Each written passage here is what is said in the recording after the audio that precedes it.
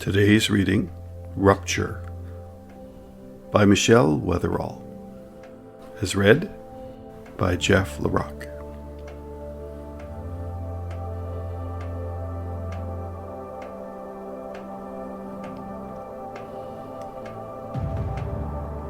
My breathing is loud, only adding to the swirling chaos my panicked mind is churning forth.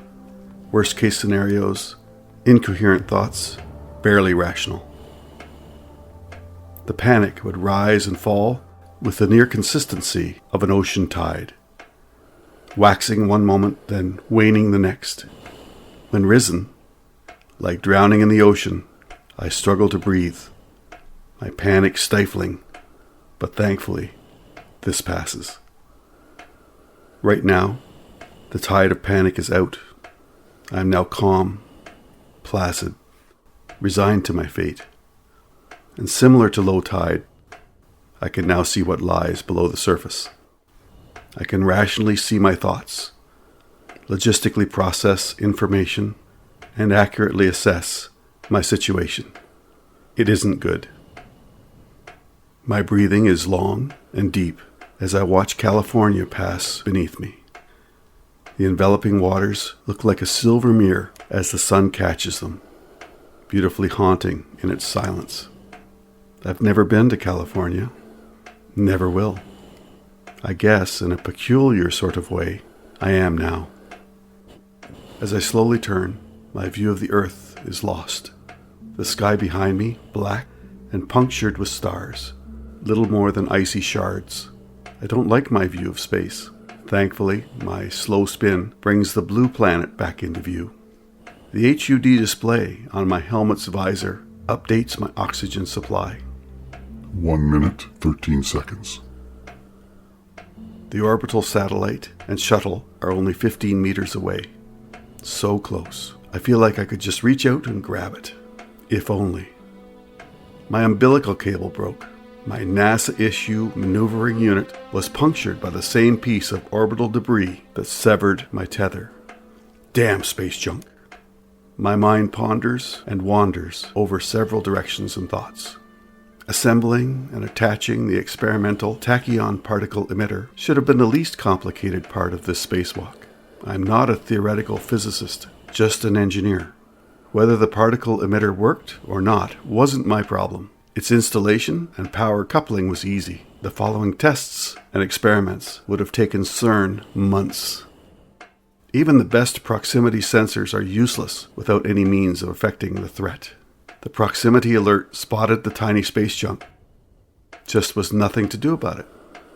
I will never know for certain what it was. I like thinking it was a Russian bolt. It gives me a sense of blame. Never liked the Russian space program anyway. Yeah, it was Russian, I decide. Gotta blame someone. It was a patient little bugger, like a bullet careening through orbital space. The little critter had waited years for me. Bastard had my name and address. Umbilical cable, tether, maneuvering unit, and sealed suit, all in one strike, yet miraculously caused me no damage. It might have been kinder had it punctured my cranium. I could hear the shuttle crew and Houston control over my comm link, but I've tuned them out. They can carry all the weight of this emergency. I'm their problem now. Little I can do. Commander Winston is suiting up now to rescue me. They must know my suit has been punctured. If I don't freeze first, I will run out of oxygen before he even exits the shuttle. I also know they cannot simply do nothing. Oxygen, 1 minute, 1 second. The visor's HUD reads 76 meters. It updates my slow drift away. I know I'll die in orbit, suffocate. I had hoped over California, but she's drifted away now. Only the glaring Pacific to greet me. Let's see. One sunset every 93 minutes. Trying to do the math in my head, keep my mind occupied. See if I'll make Japan before I run out of air.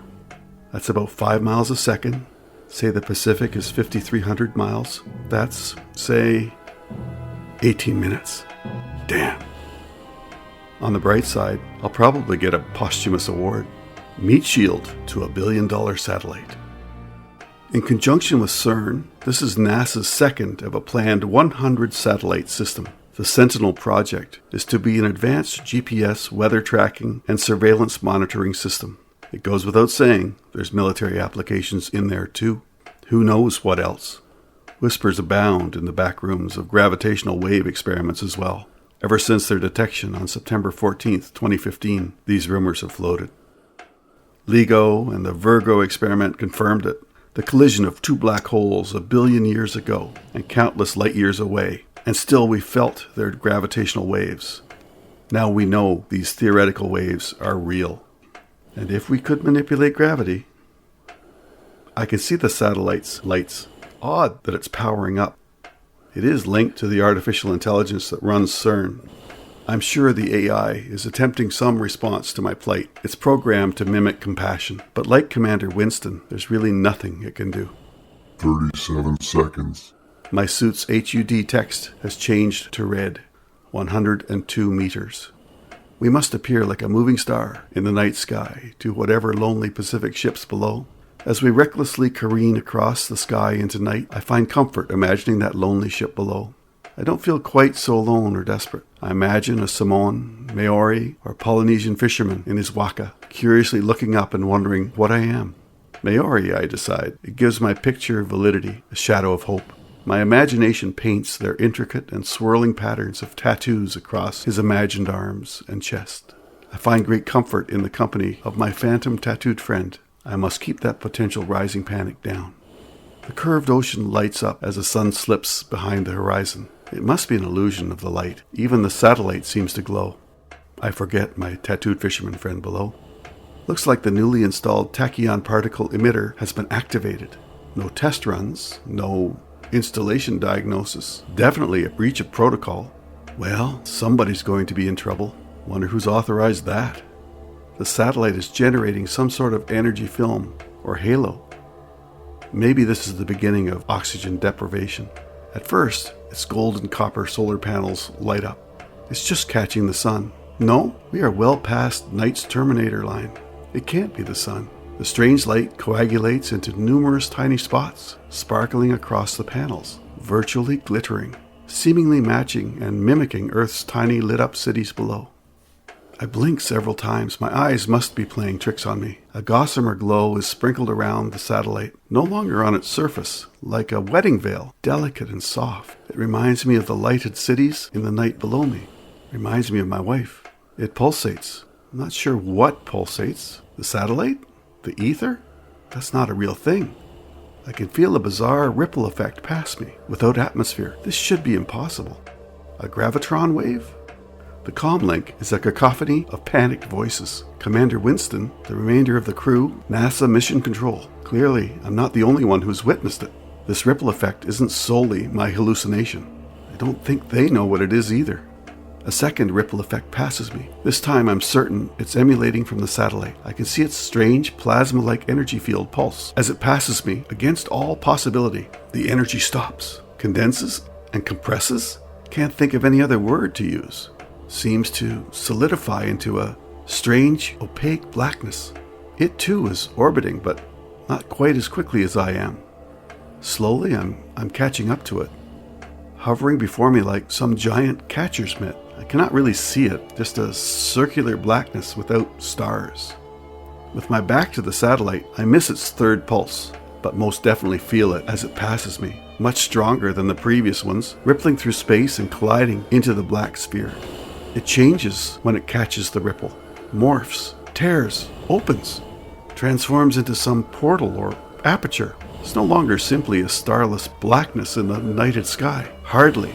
The dark circle has a faint glow outlining its perimeter. It's now filled with stars.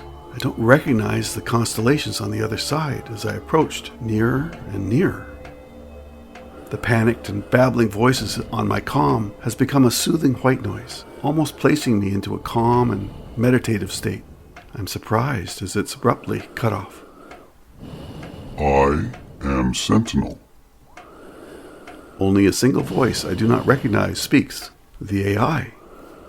I am sorry, but this is the only way to save you. It says something more, but its voice is garbled. Communication being cut off as I pass through the space-time rupture, passing into an alternative universe.